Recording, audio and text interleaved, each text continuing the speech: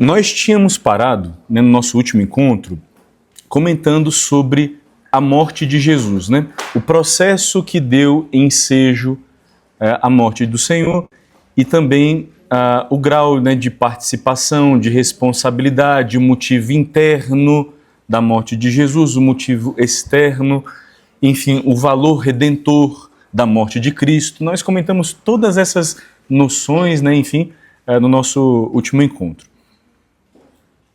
Então vamos seguir os artigos do credo com os artigos sobre a sua sepultura e sobre a descida à mansão dos mortos e a ressurreição. Por que nós falamos sobre a morte de Jesus e em seguida sobre a sua sepultura e sobre a descida à mansão dos mortos, né? Esses dois artigos falam imediatamente sobre os destinos do corpo do Senhor e da sua alma humana imediatamente após a morte. E depois sobre o processo de reintegração e novidade gloriosa de Deus com a ressurreição ao terceiro dia, né? Então quer dizer, com a morte, a separação do corpo e da alma humana de Jesus, cada um dos seus destinos, o corpo para a sepultura, a alma para a chamada mansão dos mortos e a reunião do corpo e da alma num estado de vida novo, que é o estado de vida gloriosa, ao terceiro dia.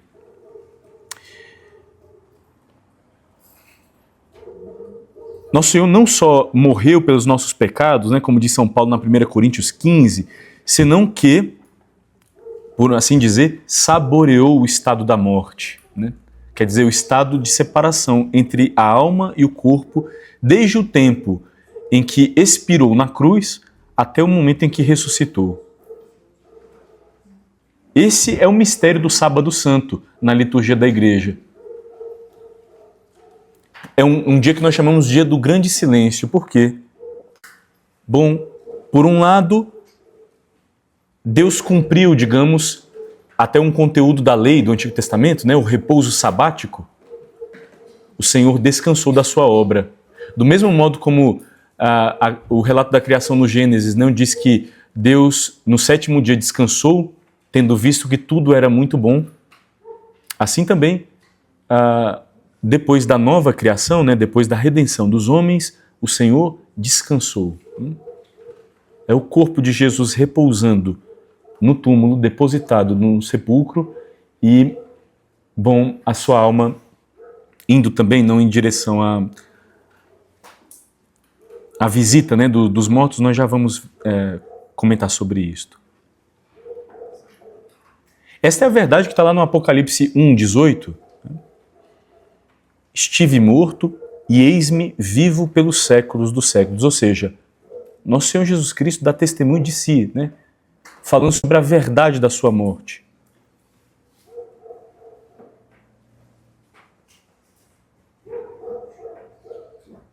Aquelas perguntas, né, que a pergunta que a Adriana me fazia na semana passada, nós temos o parágrafo 626, né, falando especificamente sobre isto.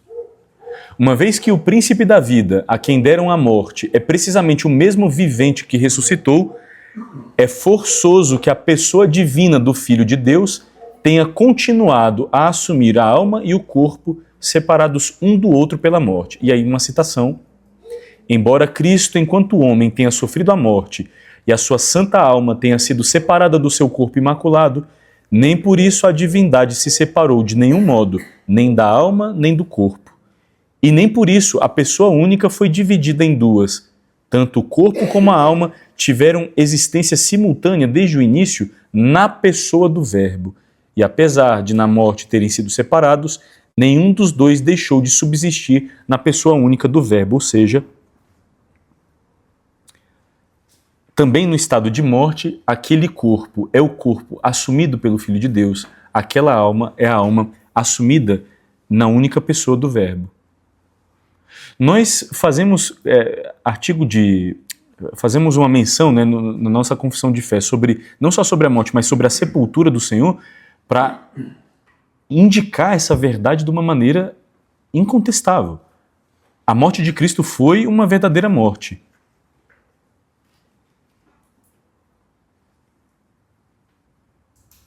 No entanto, se cumpriu nele aquilo que diz o Salmo 15, né? Bom, por um lado, meu corpo no repouso está tranquilo, mas não haveis de me deixar entregue à morte, nem vosso amigo, né, nem vosso santo conhecer a corrupção. Esse versículo do Salmo 15 foi cumprido exatamente na ressurreição do Senhor. Por um lado, meu corpo no repouso está tranquilo, fala sobre o repouso no túmulo, e depois, não deixastes, né, não deixarás vosso santo, vosso amigo entregue à morte. Não deixarás conhecer a corrupção. Também nós, né, fomos... Aliás, o Evangelho, para ainda fazer uma citação sobre isso, o Evangelho fala, né, sobre... faz uma menção específica disto, sobre o modo como o corpo do nosso Senhor foi colocado num túmulo no qual não tinha nenhum corpo sido colocado ainda.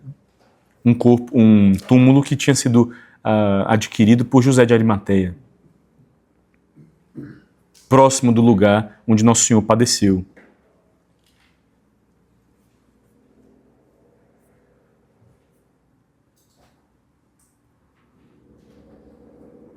É interessante porque também nas nossas liturgias, né, os túmulos dos cristãos são aspergidos, são abençoados com água, ou são abençoados e são aspergidos com água benta. Não só seus corpos. As exéquias, né, o ritual de encomendação de um corpo, certamente, né, se há a possibilidade de ter incenso, nós incensamos o corpo, mas ao menos o aspergimos com água benta, porque aquele corpo, templo de Deus, morada do Espírito Santo durante essa vida, não é o corpo de um batizado, tinha sido uma primeira vez aspergido, né, lavado em água no seu batismo, sendo um santuário espiritual, do mesmo jeito como nós, né, incensamos as coisas, enfim, sagradas, né, tocadas por Deus, reservadas ao seu culto dentro da liturgia, também podemos incensar os corpos dos defuntos. Né?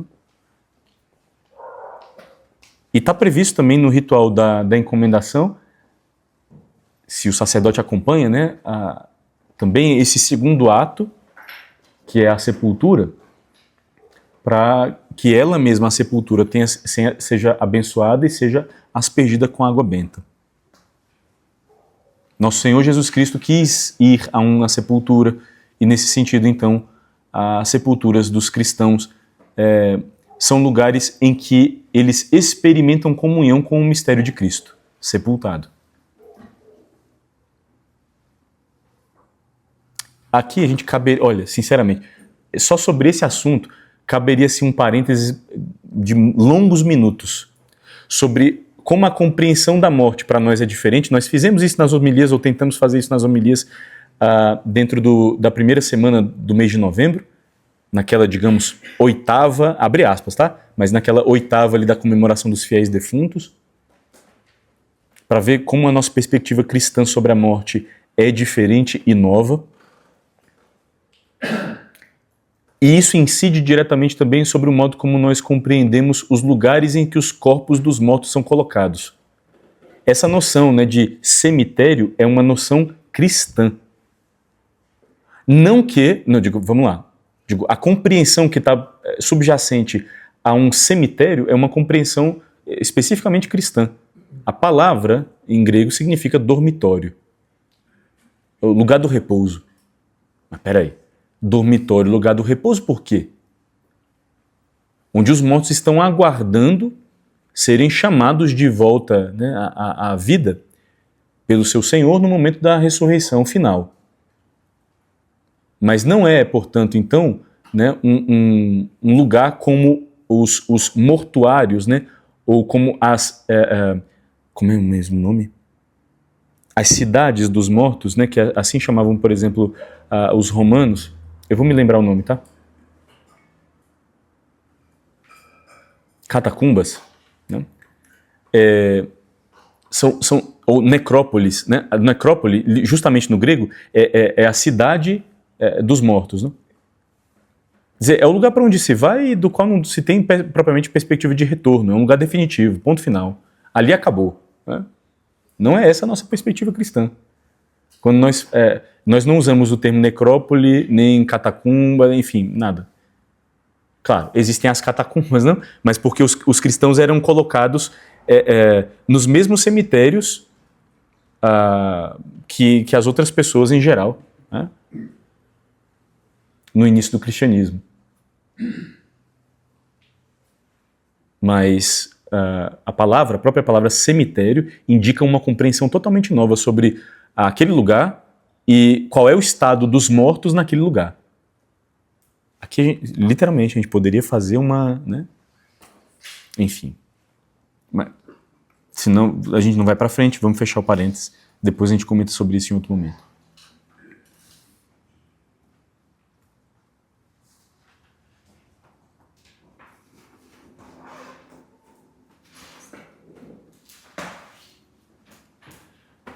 Nós todos fomos sepultados com Cristo já.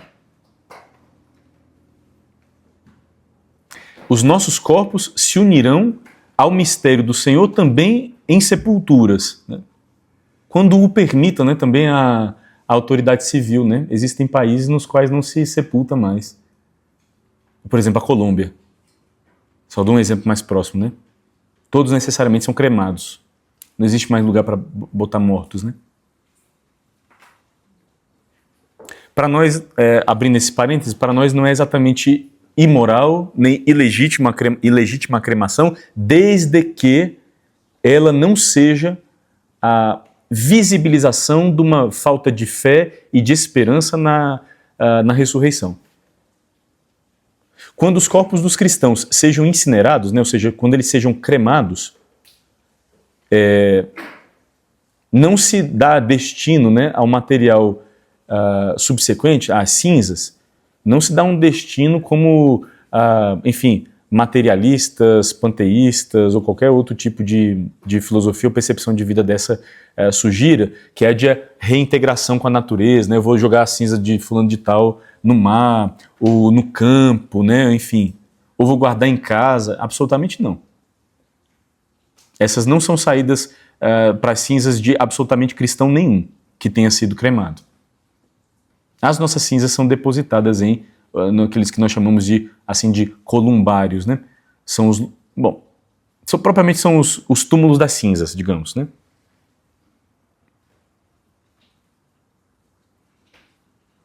Então, nesse sentido assim, né, digamos, um pouco mais amplo, ainda quando os corpos dos cristãos sejam cremados, o produto da incineração, as cinzas, são, abre aspas, sepultados, né? Ou seja, eles são guardados num lugar que é um lugar próprio dos mortos, né? Para receberem orações, visita, etc., igual como aqueles que estão sepultados em terra.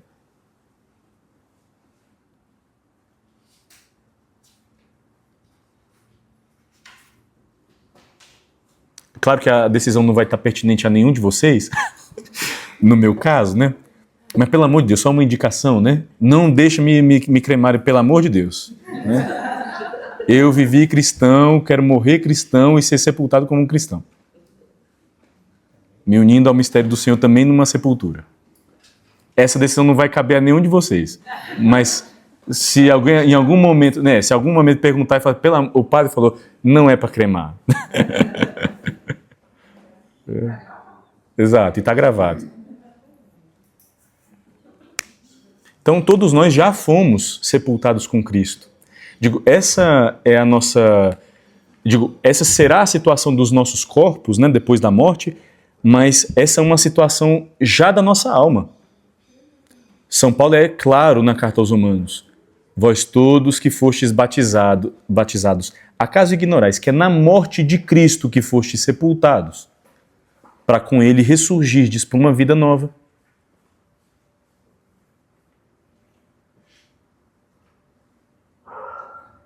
Nós já fomos sepultados com ele, então, num sentido espiritual.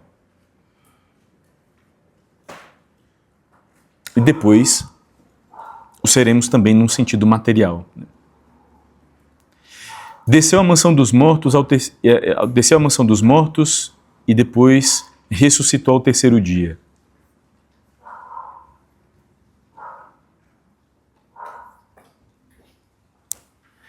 Essas duas coisas estão relacionadas entre si, não? Digo, ele ressuscitou dentre os mortos. É a primeira pregação da igreja. É o primeiro querigma.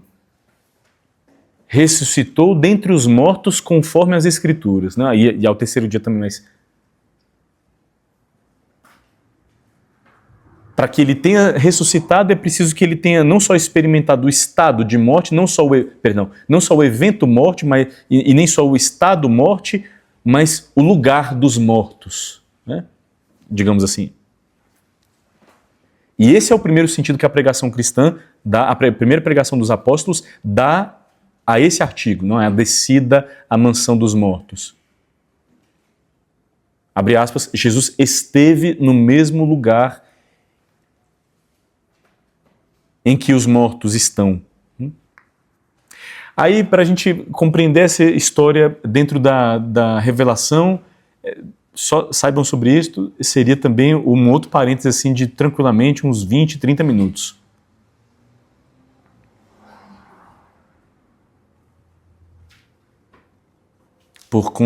Para a gente distinguir o que na concepção, né, de Israel já é uma concepção tardia, mas presente ainda no Antigo Testamento, a concepção de Sheol ou Hades, né, no grego, como lugar dos mortos, daqueles que estão, digamos,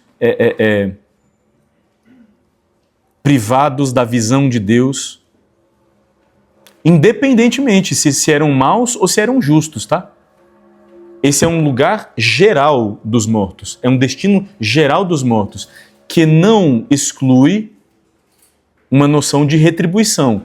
Mas essa retribuição, ou seja, pela bondade ou pela maldade que alguém tivesse praticado, a noção de retribuição está vinculada ao momento do Redentor, né? A vinda de um Redentor.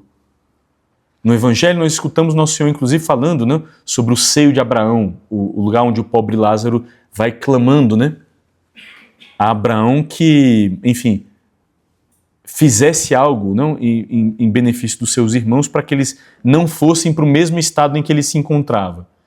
Mas ele estava num lugar e via Lázaro numa outra posição, Lázaro, o pobre, não, numa outra posição, mas aquele lugar onde ele estava não é chamado inferno e nem o lugar onde Lázaro está sendo chamado céu.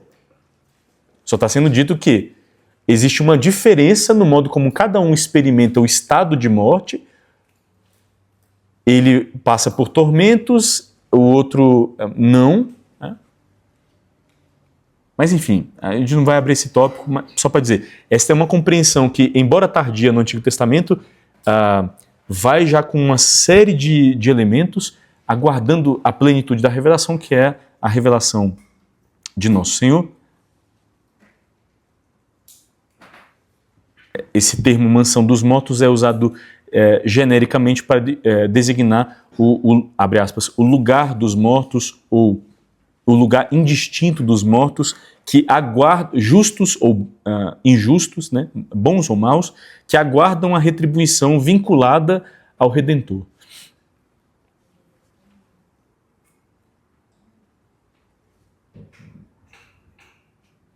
Nosso Senhor Jesus Cristo, então, desceu, nós cremos assim, desceu à mansão dos mortos para de lá libertar os justos que viveram em obediência a Deus, em conformidade com a vontade de Deus, ou ao menos guiados, não pela reta razão, que viveram antes da sua vinda.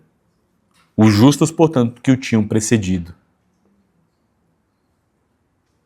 Tem uma leitura muito bonita feita na Liturgia das Horas no Sábado Santo, justamente é de um autor desconhecido, do 2º século, me parece, ou 3º século, mas uma leitura muito bonita que fala exatamente sobre o modo como a alma de Nosso Senhor desceu e chamou, portanto, os justos dali, né?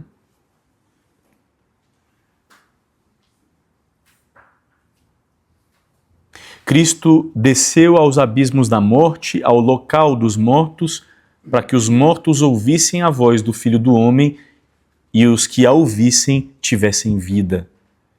É Nosso Senhor falando isso, hein? É o Evangelho de São João, capítulo 5, versículo 25. Ele é quem no Apocalipse é apresentado como aquele que detém as chaves da morte e da região dos mortos, o Hades, né? Ou o Sheol. Ou seja, detém as chaves e detém domínio porque ele mesmo, pela sua morte, esteve nesse lugar e porque, pela sua ressurreição, saiu vitorioso e concedendo a vitória àqueles que, unidos a si, libertou desse estado também.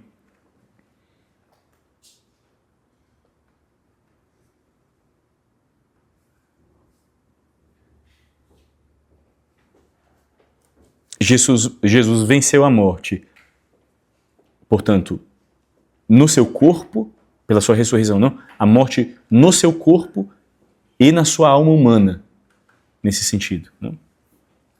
E é sobre essa vitória e sobre o ingresso num estado de vida novo, glorioso, que trata o artigo sobre a ressurreição dos mortos. Ressuscitou ao terceiro dia. Essa é a verdade central da experiência de quem é Jesus e da força do seu ministério para a primeira comunidade cristã. Né?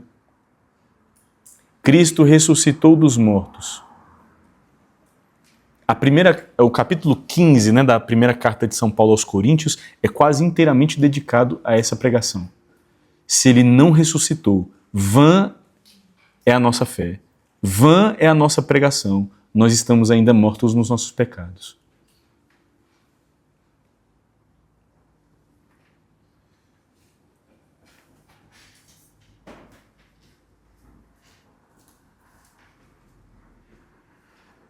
Dizem, né, os anjos àqueles primeiros visitantes do túmulo no domingo: por que procurais entre os mortos aquele que vive? Não está aqui, ressuscitou. Não há testemunhos, vamos lá, diretos, né? Ninguém foi testemunho ocular da ressurreição, no sentido de ter visto o evento, né? Ter acompanhado o acontecimento enquanto ele se deu. Esse, ao mesmo tempo, é um evento que acontece na história dos homens e que transcende a história dos homens, né? No sentido de que a ultrapassa e a abarca inteiramente. Mas o ponto é, existem uma série de elementos, né, que são efeitos deste evento que, no entanto, ninguém acompanhou. O primeiro é o sepulcro vazio. Ele não é exatamente uma prova direta, né? Mas é uma prova indireta porque, claro, a ausência do corpo poderia ser explicada de qualquer outro modo. E, no entanto, o sepulcro vazio é um elemento, é um sinal essencial, um sinal essencial convidativo à fé pelo modo como, bom, testemunho dos anjos, a pedra movimentada, os panos dobrados, o corpo não foi roubado. Este é um evento que propriamente não se explica, não? Pela trama dos homens ou pelas ações naturais dos homens. Anjos, uma pedra movimentada, panos dobrados. Eles entram, ou melhor, né? São Pedro entra e São João Evangelista diz de si, naquele momento ele viu e acreditou. Eles tinham ouvido sobre isto, mas até o momento não acreditavam. Né? Não tinham entendido propriamente o que significava e nem tinham acreditado. Mas ele diz, ele viu e acreditou. Diz de si. Ou seja, acreditou o quê? Que a ausência do corpo não era obra humana. e que aquele estado novo não era meramente o regresso a uma vida terrena.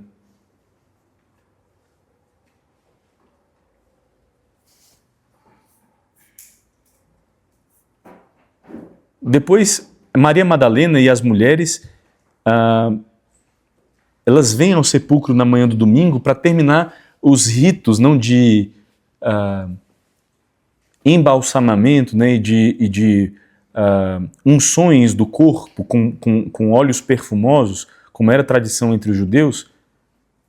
Portanto, vinham para encontrar um cadáver, para terminar esse processo ritual que não tinham terminado na sexta-feira, porque já era a véspera do sábado, né, o momento da preparação, e portanto já era o momento de encerrar os trabalhos. Digamos, Nosso Senhor, o corpo de Nosso Senhor foi envolvido às pressas e sepultado às pressas. Elas são, por isso, as primeiras testemunhas da ressurreição. Digo, as primeiras mensageiras da ressurreição. Elas recebem esse anúncio dos anjos, voltam correndo aos apóstolos, né, para contar o que tinham visto, os anjos, a pedra movimentada, o túmulo vazio. Elas são as primeiras testemunhas, digamos assim, essas primeiras mensageiras da ressurreição. E depois Pedro e João saem correndo, aí eles são de fato assim, então, essas primeiras testemunhas. Depois as aparições de Jesus ressuscitado ainda no domingo, né, aos 11 reunidos, quer dizer, faltava Tomé, né, então quer dizer, aos 10. E depois as outras aparições subsequentes.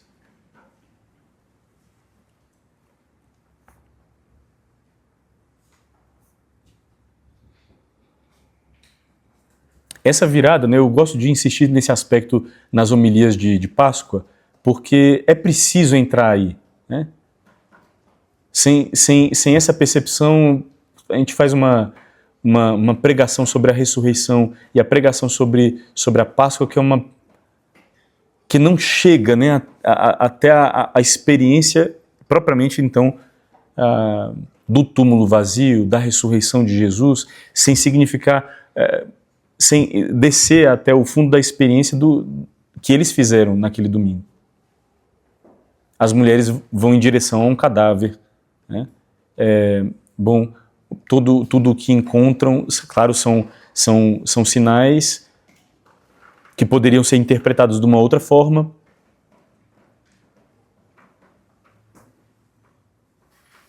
A resistência deles não a acreditar, vamos colocar aí a resistência de Tomé, por exemplo,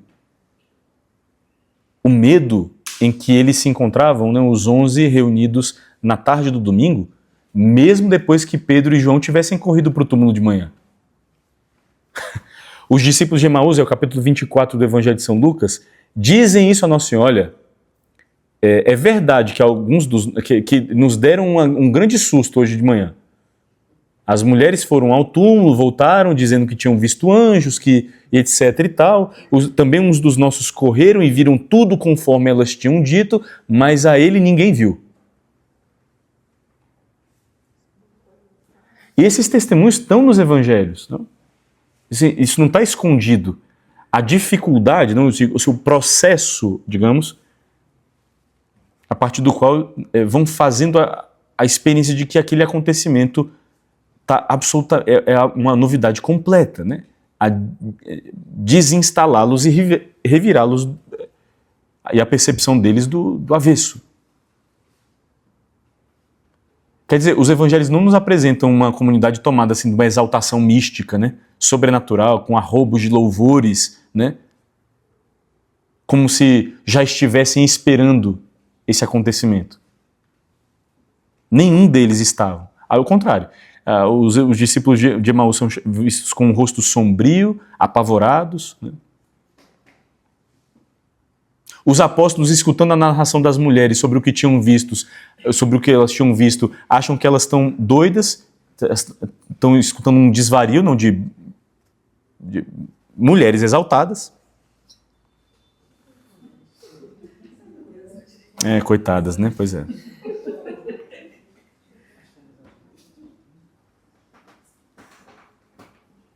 E, no entanto,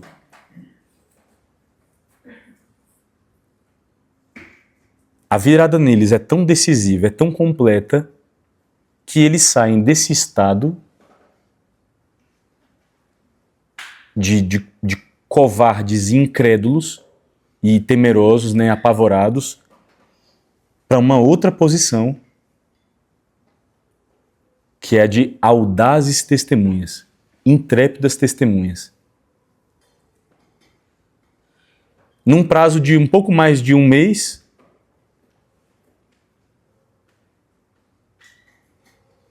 Pedro, que estava trancafiado com os outros, com medo, porque o corpo de Jesus tinha sumido, e porque naturalmente era de se pensar que as autoridades viessem em cima deles, para dizer que tinham roubado o corpo, para contar não sei que história, para armar não sei qual narrativa. Num prazo de um pouco mais de um mês, esse que estava trancado assim, está no meio do pátio do templo, no centro, digamos, espiritual de Jerusalém, botando o dedo na cara dos sacerdotes, dos fariseus e etc e tal, e pregando com audácia, né, com grande coragem a toda Jerusalém, de que aquele Jesus que vós matastes, Deus o ressuscitou dos mortos. E nós somos testemunhas disso. E dizendo, façam conosco o que quiserem. Sobre o que nós vimos e ouvimos, o que nós experimentamos, nós não nos podemos calar. Ponto final. E estavam dispostos a pagar o preço da vida, como de fato pagaram, né? Eles todos. À exceção de João, São João, apóstolo. Mas quer dizer, é essa a força da ressurreição, não? É esse o choque da experiência que eles fizeram.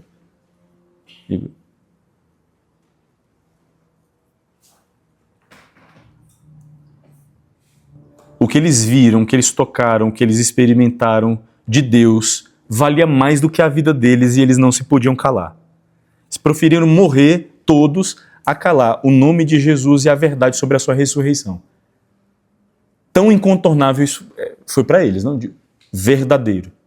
Saíram pelo mundo inteiro, fundaram comunidades, testemunharam tudo isso na força do Espírito de Jesus. E nós temos o cristianismo como, digamos assim, um evento e como um fato na história a partir desse evento, né? Desse impulso. Se Jesus não ressuscitou de São Paulo, a nossa pregação é vã, a vossa fé é vã, nós ainda estamos mortos nos nossos pecados. Agora, se ele ressuscitou dos mortos como nós vimos, se nós somos testemunhas da ressurreição e de fato a concepção que os próprios apóstolos têm de si é exatamente essa, são testemunhas da ressurreição, então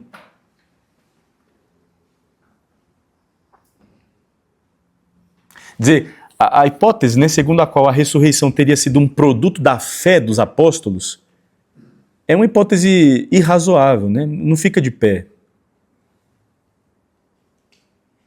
Ao contrário, né? Porque existem essas opiniões, né? De que a experiência da morte de cruz, de todo o sofrimento e da própria perseguição que ele sofreu, que Jesus sofreu e que eles sofreram, foi tão intensa que deu lugar neles a uma exacerbação mítica da figura de Jesus. Então, o mito fundante cristão seria um mito segundo o qual eles saíssem, digamos assim, vitoriosos de todo esse contexto, apesar de, na verdade, não terem sido. É uma espécie de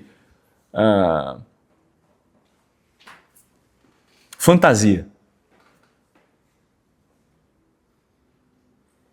Dizer, olha, é um modo de lidar com a coisa, né? A gente conta para si uma história, né, com um outro desenlace, com um outro final, e vai repetindo de tal forma que a gente vá se convencendo disso e que a força desse convencimento nos faça olhar para trás também e ver tudo o que de significativo ele plantou entre nós, ele nos ensinou e etc e tal, e vamos sair espalhando então a sua memória. Né? Qual o problema dessa teoria? Quem é que está disposto a derramar o próprio sangue por uma mentira? Diga assim, né? Por uma coisa que sabe ser mentira. Não vale o preço, né? É caro demais, né? Que um tivesse disposto é uma coisa. Agora, um grupo inteiro, né? Ninguém para dizer o contrário, né? Para dizer assim, o fulano ali, se ele quis defender o contrário, é problema dele, mas desculpa, eu não vou levar isso adiante, né? Prefiro minha vida, minha segurança, etc.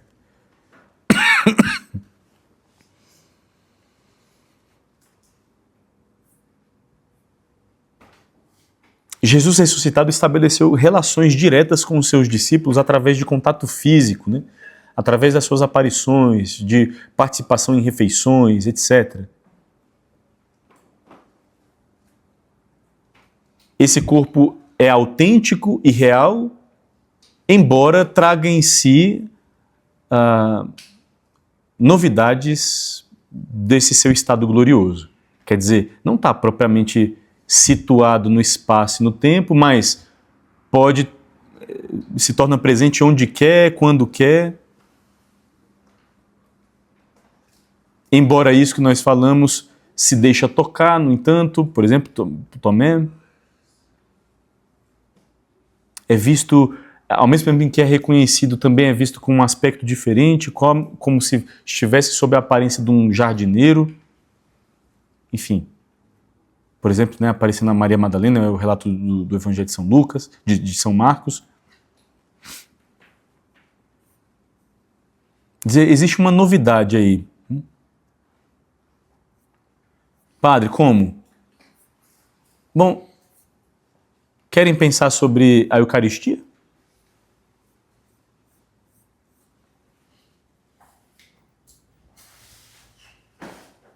Ao mesmo tempo guarda propriedades do que deixou de ser, ao mesmo tempo é uma coisa totalmente nova.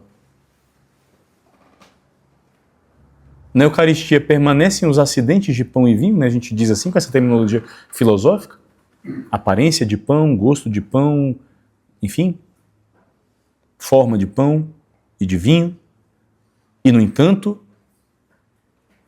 Nosso Senhor diz, meu corpo é verdadeira comida, meu sangue é verdadeira bebida, minha carne é verdadeira comida, meu sangue é verdadeira bebida.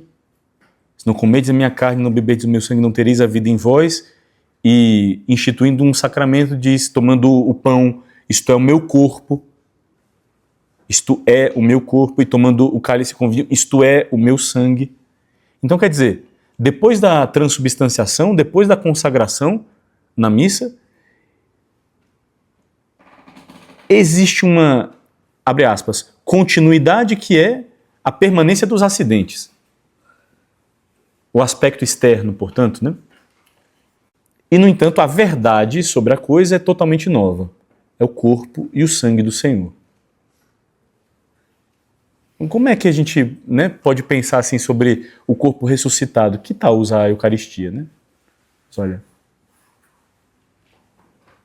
essa é uma relação que não sou eu que estou fazendo não, viu? Está aí no catecismo.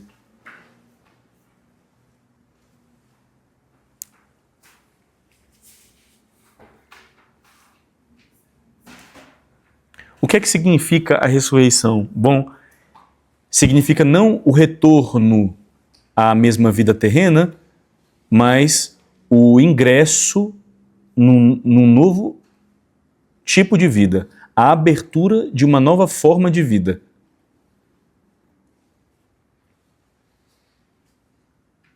Que nós chamamos vida gloriosa. Portanto, a palavra é uma palavra equívoca, né? Ou seja, ela tem mais de um sentido.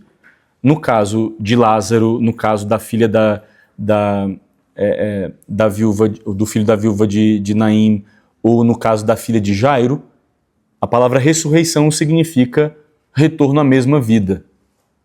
No caso de Nosso Senhor, nós usamos a mesma palavra designando, significando um evento totalmente novo. E por isso nós acrescentamos um adjetivo que é gloriosa. Ressurreição gloriosa.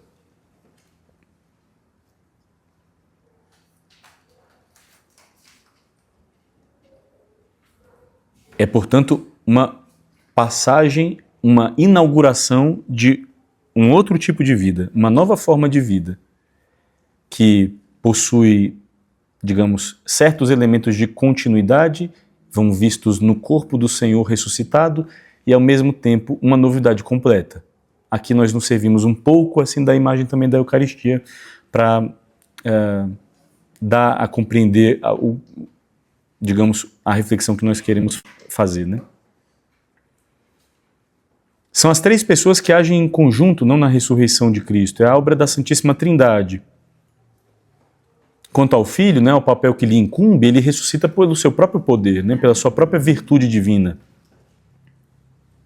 Mas,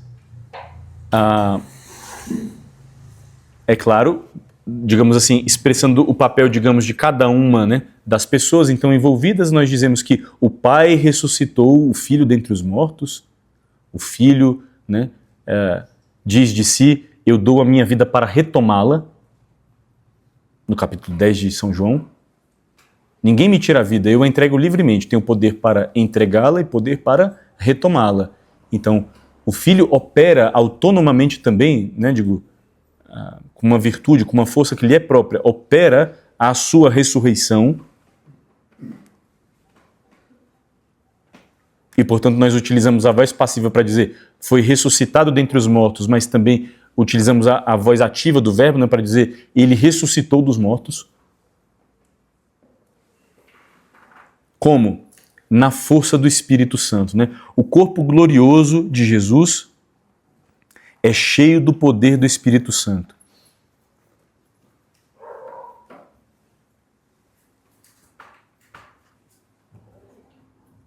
Essa, no grego, né? Energeia, né? Essa energia, essa vitalidade que é o Espírito Santo operando a ressurreição de Jesus, a gente podia abrir um parêntese para falar sobre o modo como vai a imagem, né, vai impressa, abre aspas, a imagem no sudário de Turim, né? Depois procurem esse aspecto, é uma coisa muito interessante. Como é que aquela imagem está ali naquele pano?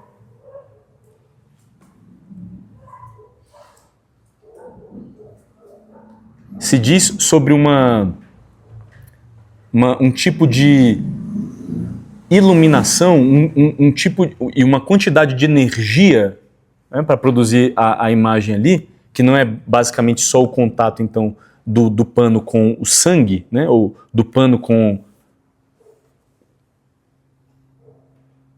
Mas se fala de um tipo de iluminação, essa é a palavra, hein?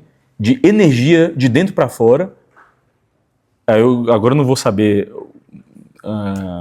a coisa, né? Mas é comparável assim a quantos milhares, né? Ou quantos milhões de lâmpadas e tal, enfim, né? Um evento literalmente então cheio de energia e de luz para a produção daquela imagem naquele pano.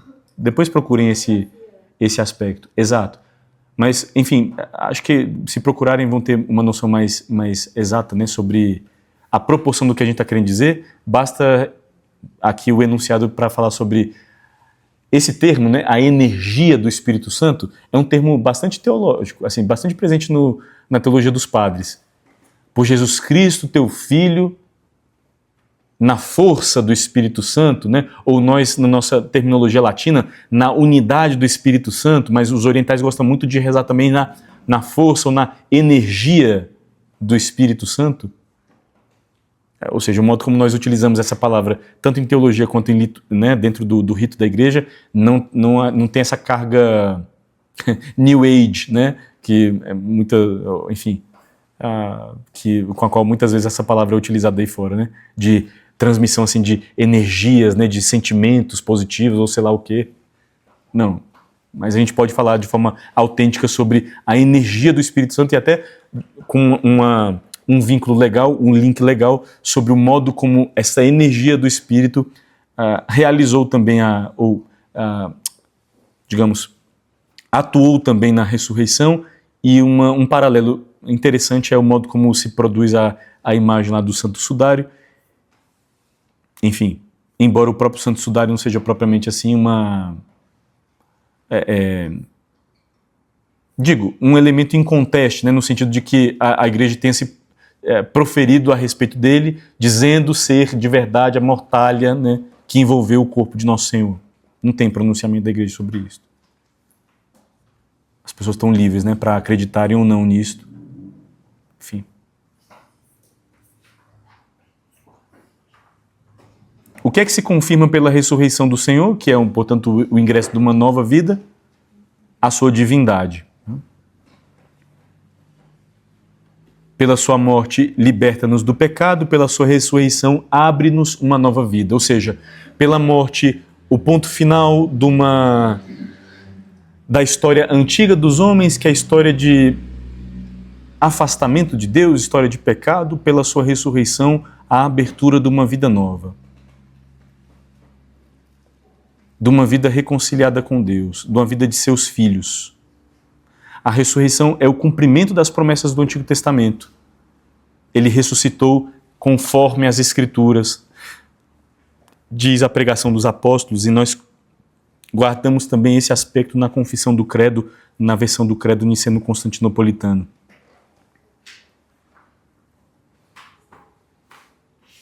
É Jesus ressuscitado o princípio, a fonte da nossa ressurreição futura.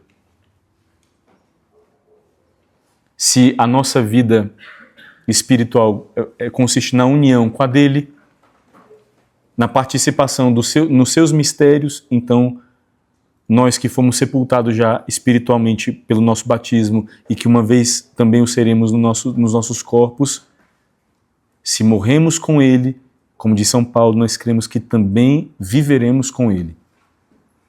Se morremos com ele, a sua morte, cremos que também participaremos na sua ressurreição. Ele ressuscitou como primícias, né, diz São Paulo, como o primeiro, e depois todos os que pertencem a ele. Ele, portanto, é a nossa vida e ressurreição, e ele se dá a nós exatamente como alimento de vida eterna, e para que nós ressuscitemos, não, quem come a minha carne e bebe o meu sangue, eu o ressuscitarei no último dia. É o capítulo 6 do Evangelho de São João. Ele, portanto, já é a própria vida eterna semeada nas nossas almas e nos nossos corpos quando nós comungamos. Ele, o vivente, ele, a vida eterna, é também o ressuscitado que passou pela cruz, que guarda as marcas da sua paixão e, portanto, também da sua vitória, são essas suas chagas gloriosas, é o Cordeiro imolado e ressuscitado na Jerusalém Celeste, no livro do Apocalipse, ele desde já é a nossa esperança de vida eterna. Cristo morreu para que os vivos deixem de viver para si mesmos e para que nós, quer vivamos, quer morramos, pertençamos a Ele também.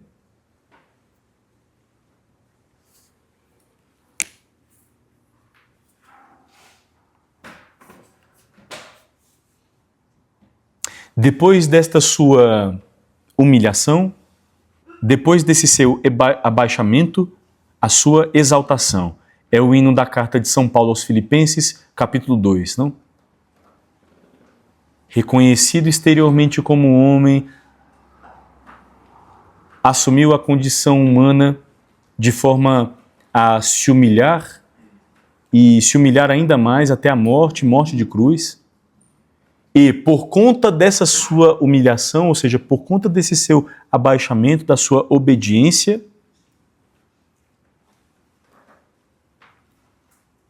o Pai o exaltou sobremaneira e deu-lhe um nome sublime, mais excelso que outro nome, diante do qual os joelhos se dobram nos céus, na terra e nos abismos, e toda língua confessa, para a glória de Deus Pai, que Jesus é Senhor, na sua humanidade. Ou seja, depois da sua humanidade ter se submetido a esse abaixamento, a essa obediência, a essa humilhação, foi exaltada. Foi glorificada na ressurreição e exaltada na ascensão. Subiu aos céus e está sentado à direita de Deus Pai Todo-Poderoso. É o Evangelho de São Marcos que diz: então o Senhor Jesus, depois de lhes ter falado, foi elevado ao céu e sentou-se à direita de Deus. Claro, o corpo de Jesus foi glorificado desde o momento da sua ressurreição, mas, tendo aparecido aos seus durante 40 dias,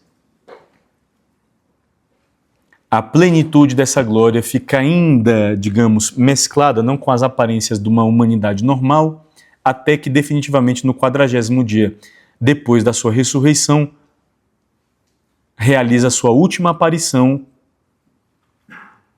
com a qual faz ver também o ingresso da sua humanidade na glória divina. A partir desse momento, nós dizemos, vai exaltado à direita de Deus Pai.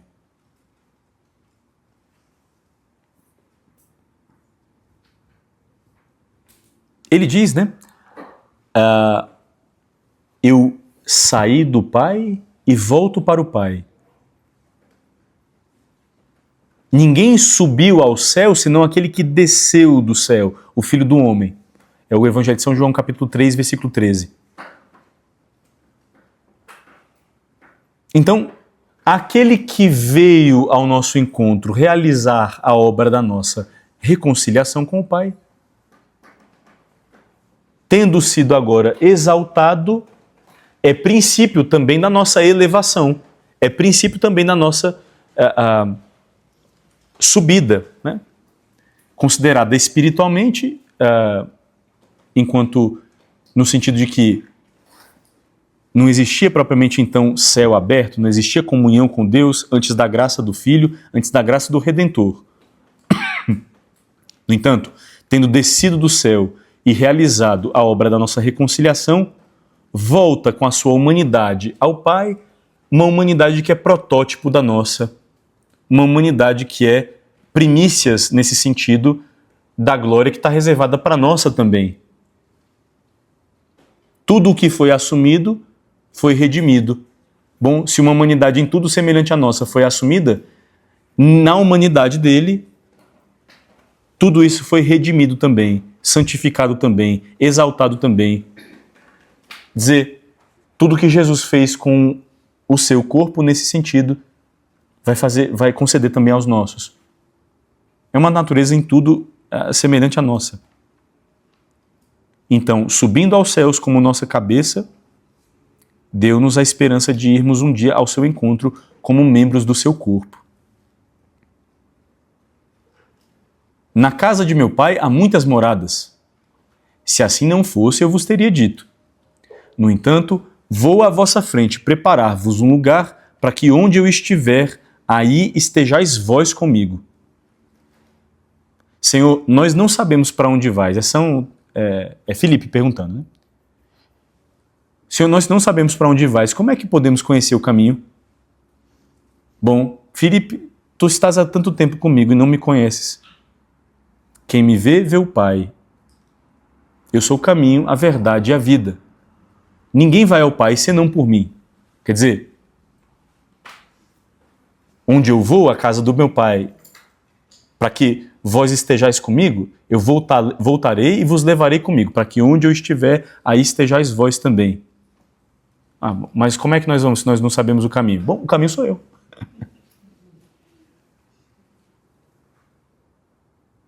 Então, indo com a sua humanidade exaltada, não só glorificada na ressurreição, mas exaltada em glória, apontou-nos o que quer fazer conosco, apontou-nos o nosso destino. Foi elevado gloriosamente como, digamos, uma retribuição, como uma recompensa pela humilhação da sua humanidade, a fim de que a sua humanidade recebesse senhorio, glória e domínio, como também a sua divindade. Jesus a segunda pessoa da Santíssima Trindade é Senhor do tempo e da história. Mas também a humanidade, depois da elevação, depois da exaltação, também a humanidade do nosso Redentor é coberta de glória. Debaixo de Jesus como homem, nesse sentido, estão as criaturas todas, está o universo inteiro, etc. É a festa com a qual nós concluímos o tempo comum, né? Nosso Senhor Jesus Cristo, Rei do Universo. Deus é Rei soberano na sua divindade já, considerado na sua natureza divina. O que nós celebramos é que esse poder, esse domínio, etc. e tal, são atributos da natureza humana de Jesus depois da sua exaltação. depois da sua glorificação e exaltação.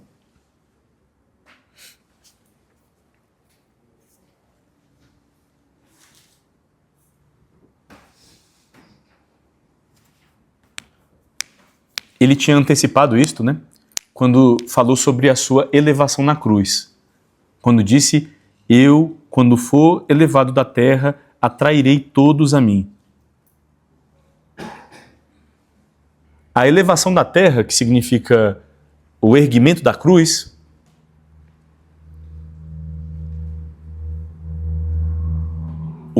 a elevação, portanto, sacerdotal na cruz, né? Como nosso pontífice, é essa que realiza a nossa elevação da morte para a vida com Deus, da prostração dos pecados para a vida reconciliada. E no fundo, é essa passagem também, é essa elevação da terra para acima da terra, nesse sentido, né? O estender da cruz acima da terra, é esta que, realizada, cumprida, é a chave da elevação da humanidade do nosso Redentor. Foi porque se humilhou, foi porque obedeceu, elevado da terra, que a sua humanidade foi elevada definitivamente da terra. Não digo, exaltada em glória.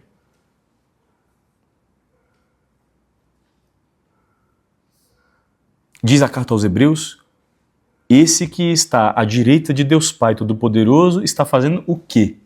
Certamente, está coberto em glória, está exaltado em glória. Ótimo. E está fazendo o quê? Deixa eu só dizer ao Padre Reinaldo aqui uma coisa. Estou dando catequese. Depois te retorno.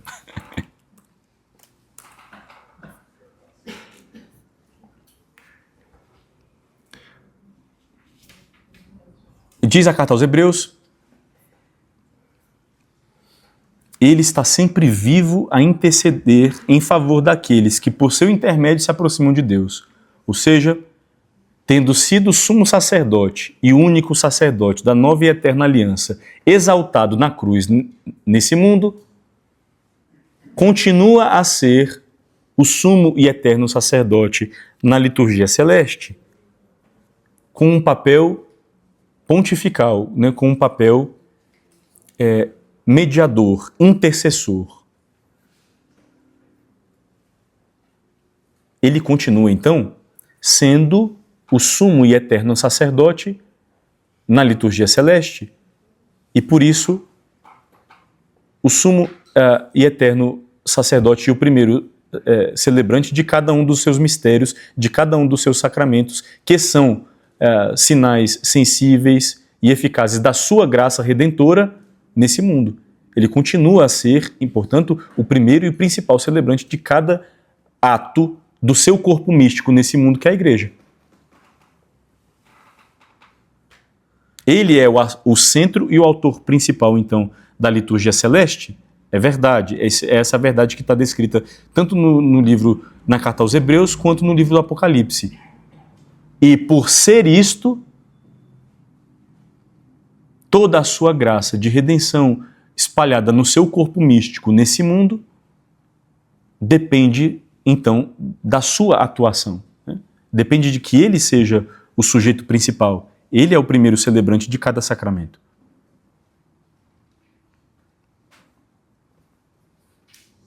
Essa história de direita do Pai, claro, essa é uma expressão que designa o quê? Lugar de honra, de destaque, certamente, como nas simbologias humanas, né, que mostram isso, assim como esse lugar à direita, né, como um lugar de preferência, de realce, de destaque, de glória, etc.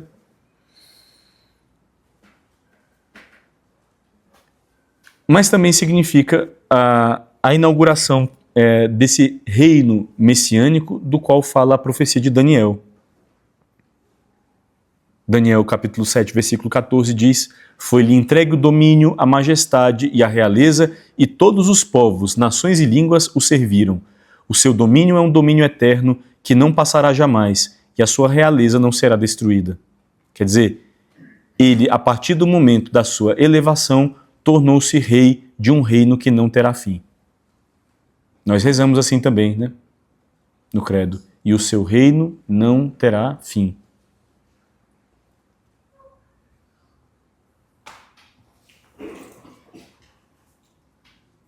Jesus, então, como nossa cabeça, nos precedeu na glória que quer realizar em nós também membros do seu corpo.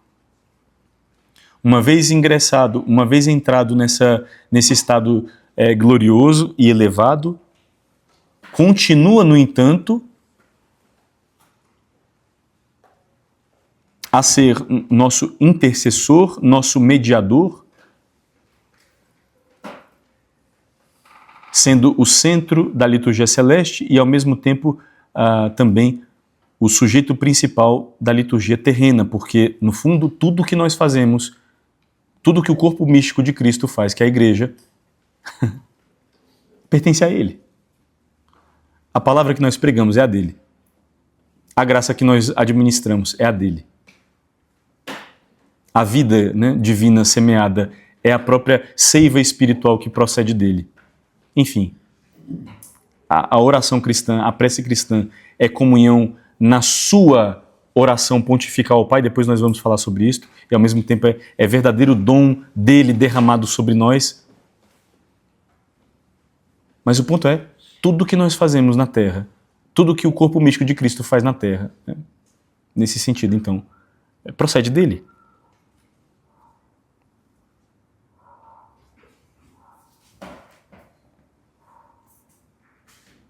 De onde há de vir julgar os vivos e os mortos. Nós dizíamos, a ascensão significa essa participação da humanidade do nosso Redentor no poder e na autoridade que são próprios de Deus. São Paulo diz aos Romanos, Cristo morreu e ressuscitou para ser Senhor, Kyrios, é o título divino, dos vivos e dos mortos.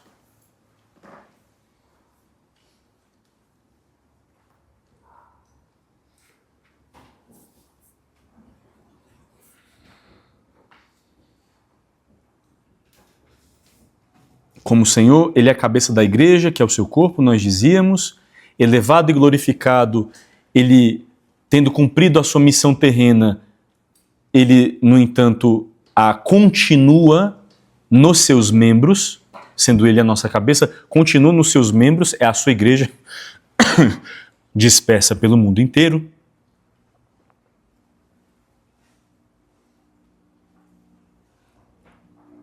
E nós, inclusive, comentávamos sobre isso na homilia do último domingo agora. Esse seu reino, essa sua justiça começou a acontecer desde o momento da encarnação e essa que nós esperamos definitivamente cumprida um dia, no dia do seu juízo, que ao mesmo tempo é a da realização extensiva da sua justiça e é o dia definitivo do estabelecimento do seu reino, nós rezamos assim, de onde há de vir julgar os vivos e os mortos e o seu reino não terá fim. Nós que cremos tudo isso sobre o último dia, na verdade, cada uma dessas coisas começou já a acontecer agora.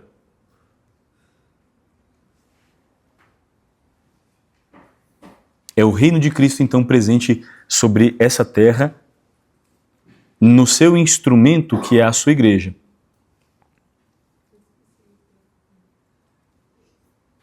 Atenção, a igreja é o reino de Cristo definitivamente, ou seja, de maneira consumada, não.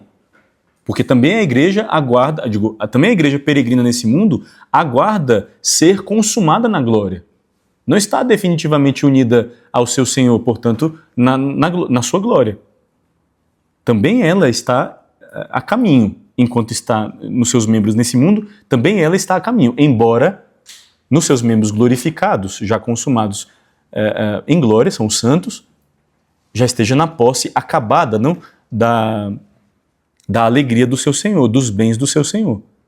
Mas o ponto é, a igreja enquanto peregrina, leva a imagem passageira desse mundo e vive no meio das criaturas que gemem e sofrem, esperando a manifestação dos filhos de Deus. Por isso também ela reza aqui e agora, pedindo a vinda do seu Senhor. pedindo a vinda do reino, né? Venha a nós o vosso reino, é um dos pedidos do Pai Nosso. O reino de Deus já está presente nesse mundo, na igreja, mas não de forma definitiva, né? Vai ainda, digamos, mesclado, não com as situações e vicissitudes dessa vida. É um tempo marcado, esse tempo de agora, o tempo presente, o tempo da igreja, é um tempo marcado, certamente pela coragem, pelo testemunho, pelo anúncio, pela graça de Deus derramada. Certamente foi ele quem dotou, inclusive, a sua comunidade universal, a sua esposa, a igreja, o seu corpo místico, foi ele quem dotou a igreja de cada um desses bens. Provém dele. E já são, de certa forma, antecipação dos bens definitivos que nós todos desfrutaremos unidos a ele em glória. Mas, ao mesmo tempo em que o tempo presente, que é o tempo da igreja, que começou, né, com a exaltação, a igreja se manifestou publicamente no dia de Pentecostes, mas o tempo da igreja se inaugurou com a ascensão do Senhor, né? Ele não está mais fisicamente presente entre nós, mas o seu corpo místico vai presente na história. É a sua igreja. Embora seja o tempo do anúncio, do testemunho, o tempo do derramamento, não, da sua graça pela ação do Espírito Santo, é bom para vós que eu vá. Se eu não for, não virá a vós o defensor, o Paráclito. Né?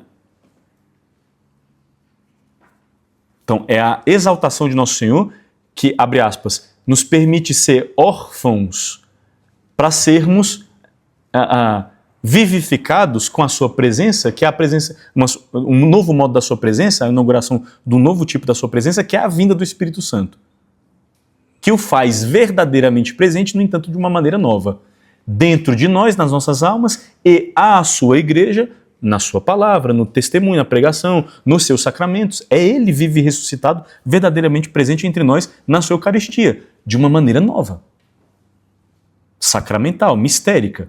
E quem realiza isto é o Espírito que ele derramou. É ele próprio e a ação do Espírito que nós invocamos para transformar aquela matéria, enfim, e transformá-la totalmente no seu corpo, sangue, alma e divindade. Mas o que eu estou querendo dizer é, ao mesmo tempo que o tempo da igreja é o tempo do anúncio, do testemunho, da graça né, do Espírito, verdade, nesse sentido, não? O Espírito é quem leva ao testemunho de Jesus, é quem convence os homens interiormente sobre a fé. Ninguém diz Senhor, que Jesus é Senhor a não ser no Espírito Santo. Ninguém vive unido a Deus senão pela comunhão com o Espírito de Jesus e assim por diante. Quantas coisas nós poderíamos acrescentar aqui? Nós estamos resumindo um pouco a história para chegar até o ponto em que nós gostaríamos de chegar na reflexão hoje, para deixar só aquilo que é justo para a semana que vem. Mas se é tudo isso o tempo da igreja, verdadeiro tempo de graça, verdadeiro kairos, é verdade, também esse tempo é um tempo marcado de provação, desolação, da qual a igreja em si mesma não é poupada. Ela está nesse mundo combatendo. Ela está nesse mundo num estado de expectativa e de vigília. O tempo do advento, né, que é um tempo, portanto, então, em que se fala, né, sobre uma espera vigilante, é uma espécie de, digamos, síntese do próprio estado da igreja ao longo da história, aguardando e pedindo a vinda do seu Senhor, a vinda definitiva. Como? Professando a fé, mantendo a fé, vivendo a fé, difundindo a fé, vivendo na caridade, etc, etc. Ou seja, vivificada interiormente pelo Espírito de Cristo e ao mesmo tempo é esse mesmo Espírito quem a faz pedir, clamar a vinda. É uma espera que é ao mesmo tempo uma espera acordada também, vigilante. Nosso Senhor diz que a sua vinda será precedida de grandes sinais, né?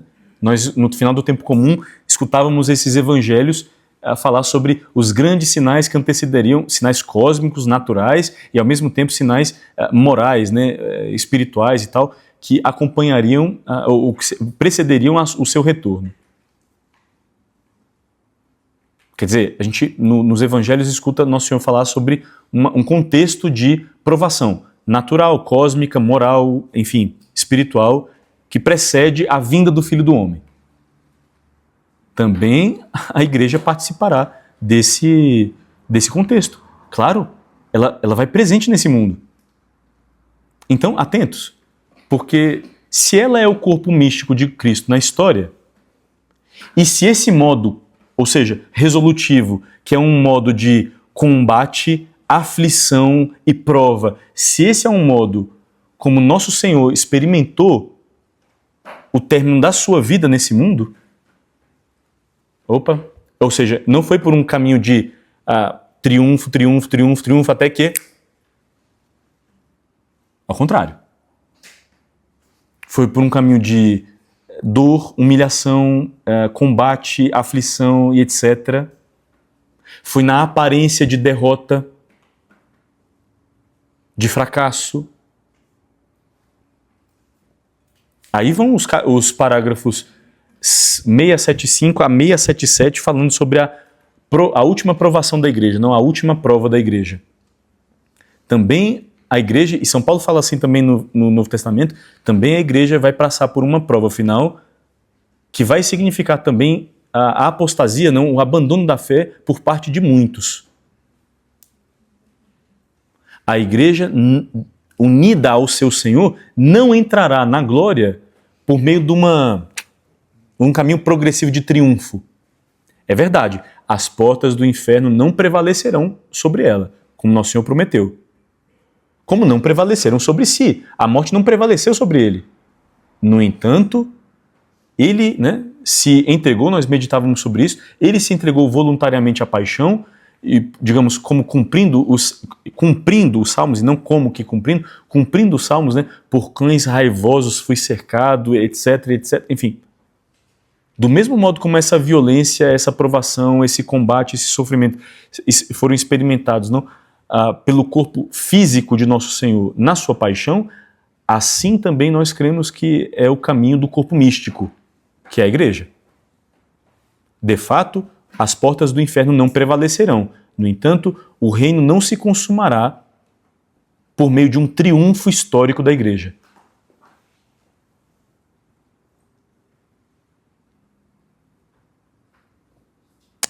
A primeira frase do parágrafo 677 do Catecismo diz: a igreja não entrará na glória do reino senão através dessa última Páscoa, em que seguirá o Senhor na sua morte e ressurreição.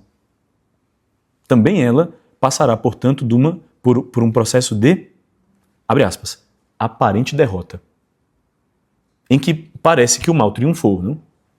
Parece que... E justamente do mesmo modo como os apóstolos se escandalizaram disto, de verem essa situação, também essa última prova, como de São Paulo, significará o abalo da fé de muitos. Essa postura, esta última prova, dentro da linguagem do Novo Testamento, é vista como uma impostura do anticristo.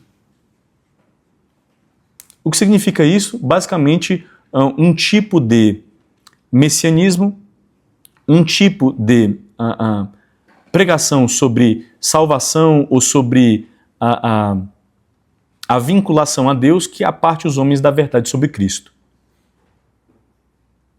É uma glorificação do homem a si mesmo, no lugar do homem Jesus, Senhor e Rei da história, Senhor e Juiz do tempo e da história, que é o verdadeiro Messias e o verdadeiro Deus encarnado.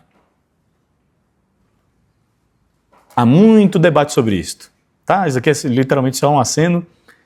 Olha, que sinais são os sinais que acompanham, portanto, essa prova derradeira, essa impostura do anticristo, enfim, isso seria uma figura, uma pessoa, um agente, ou uma mentalidade, enfim, ou uma ideologia, o debate aí do tamanho do mundo.